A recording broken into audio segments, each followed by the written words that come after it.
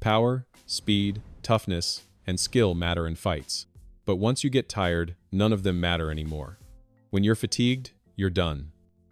Let me show you how to manage your energy during fights and how to build your endurance so you never get tired in fights again.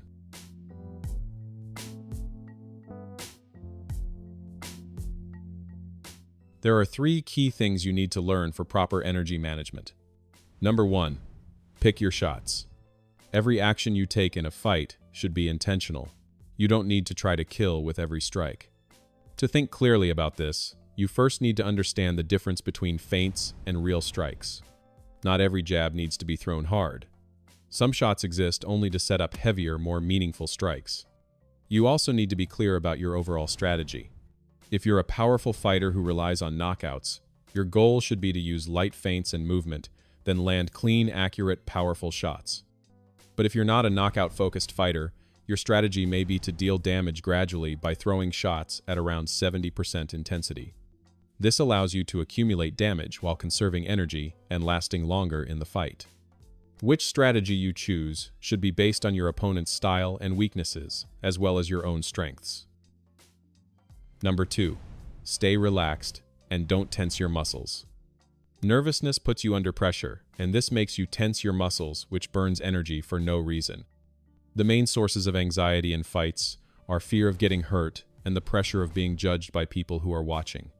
The best way to reduce this anxiety is simply to get better at fighting, which builds confidence in your ability to handle situations. But even then, you'll still feel nervous, and that's normal. Some nervousness is expected in fights and can even sharpen your senses.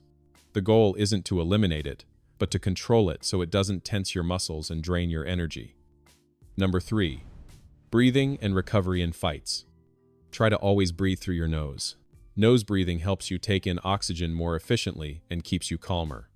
Even when the fight gets intense, don't hold your breath and keep air moving in and out. Also, make sure to use every possible moment to recover, like during pins, while circling, in grappling moments, and between rounds. Any moment where you're not making much effort is a chance to breathe well and recover.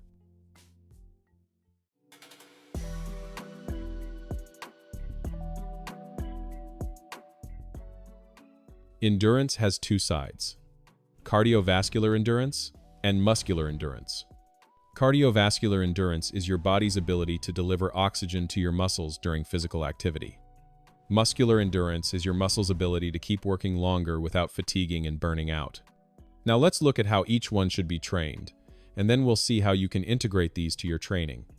Number 1, cardiovascular endurance. There are only 2 effective ways to train cardio: steady-state training and high-intensity interval training. Steady-state training means doing something light and continuous for about 20 to 40 minutes. The intensity should be low enough where you could still talk and hold a conversation. This is the safest and most effective way to build your cardiovascular capacity, and it's the best starting point for beginners. The second type of cardio is high-intensity interval training. Here, you push at a very high effort to raise your heart rate to around 80 to 90% of your max. This is the point where you're breathing hard, but you could still answer a question with a few words. Then you rest until your breathing calms and you can speak in full sentences, and you repeat. The usual range for this type of training is 3 to 10 rounds. Both forms of cardio can be applied to many activities, like running, biking, jump rope, or fight-specific drills. Now that cardio is clear, let's talk about muscular endurance, and then how to integrate everything into your training. There are many scientific researches about muscular endurance, but you don't need to know about any of them. Here is what you need to know. Muscular endurance is trained by putting your muscles under light continuous tension, and also by putting them under intense tension where they start to burn out. This means that you don't need to do any extra work for improving muscular endurance. Because doing your martial arts training, strength training, and cardio, which are the things that almost every martial artist does, already put your muscles under these 2 types of tension. So, you don't need to do any specific work for your muscular endurance. Now let's see how you should integrate all these into your training. For muscular endurance, as I said, you don't need any extra work. For cardio, if your martial arts sessions don't really cover it, you should add separate sessions. For most people, 2 cardio sessions per week are enough, Professional fighters might do more, even up to 6 or 7 days per week. Ideally, you should be doing both steady-state training and high-intensity intervals. This prepares your body for both long-duration effort and explosive actions. You don't need to keep the two types of cardio in separate sessions. Instead, in each cardio session, you can start with steady-state training and then finish with some high-intensity intervals.